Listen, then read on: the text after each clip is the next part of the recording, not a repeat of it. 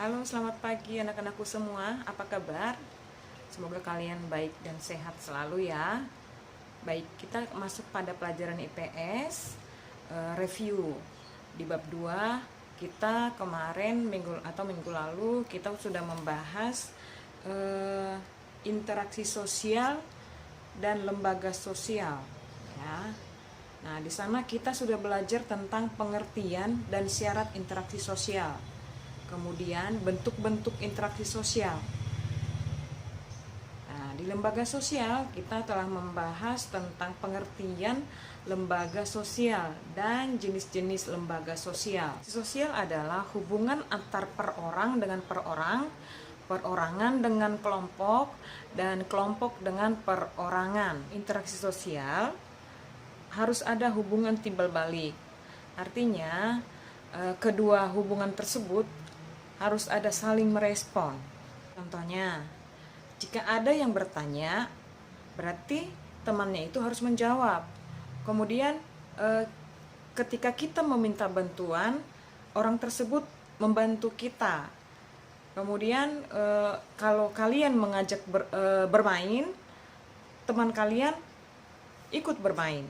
Dari contoh tersebut kalian dapat pahami. Jadi interaksi sosial itu adalah adanya hubungan antara individu dengan individu yang lain, kemudian individu dengan kelompok. Jadi interaksi sosial itu harus ada respon ya, itu maksudnya. Baik, sekarang kita lihat apa sih faktor-faktor dari interaksi sosial itu. Di sini kita dapat lihat yang pertama, adanya faktor imitasi. Artinya ada proses meniru. Contohnya, seorang anak memasak sesuatu karena melihat ibunya. Yang kedua, faktor sugesti. Adanya pengaruh yang bisa mengubah hati seseorang. Misalnya, seorang dokter yang menyarankan pasiennya untuk menjaga pola makan. Nah, pasien tersebut tentu menuruti apa yang disampaikan oleh dokter. Faktor yang ketiga, faktor identifikasi, di mana kecenderungan atau keinginan seseorang ingin sama dengan orang lain. 4, yaitu simpati, di mana kemampuan seseorang merasakan hal-hal yang dialami oleh orang lain. Baik, selanjutnya kita masuk pada ciri-ciri interaksi sosial.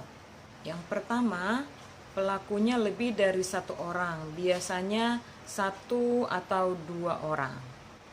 Kedua, berlangsung secara timbal balik. Yang ketiga, adanya komunikasi antar pelaku dengan menggunakan simbol-simbol yang disepakati. Yang keempat, adanya tujuan tertentu.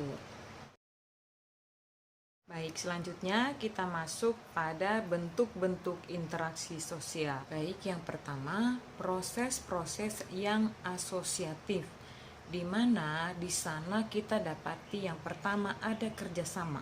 Bentuk kerjasama itu sering kita temukan dengan yang namanya gotong royong.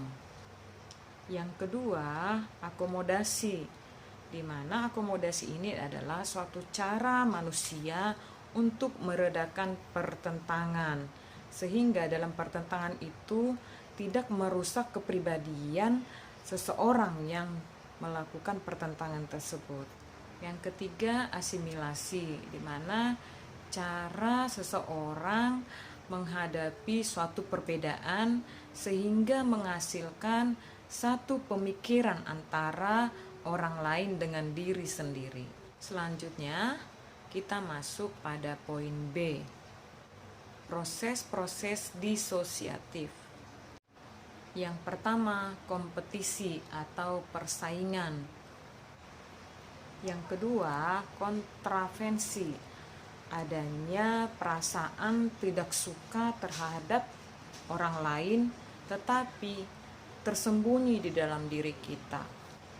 Yang ketiga, pertentangan atau kelompok, artinya di mana sesuatu kelompok atau individu menginginkan tujuannya terlaksana dengan melakukan pertentangan dengan pihak lawan. Baik, sekarang kita masuk pada poin B, yaitu pengaruh interaksi sosial dalam pembentukan lembaga sosial. Dalam pembentukan lembaga sosial itu tidak lepas dari interaksi sosial, di mana tadi sudah kita jelaskan bahwa hidup seseorang itu tidak bisa sendiri, harus ada orang lain. Nah, untuk menjaga hubungan itu, maka diperlukanlah lembaga sosial. Dalam lembaga sosial itu, maka kita akan mendapati adanya kerjasama, kerukunan, saling menghargai, dan bergotong royong. Nah, selanjutnya kita masuk pada poin C, yaitu lembaga sosial. Baik, sampai di sini penjelasan Ibu tentang review bab 2. Semoga dengan penjelasan Ibu kali ini kalian lebih paham lagi. Nah, untuk selanjutnya tugas kalian kerjakan halaman 121 sampai 122 dengan esainya juga ya di buku catatan. Sampai bertemu di pertemuan berikutnya. Tetap semangat, jaga kesehatan, dan terima kasih. God bless you.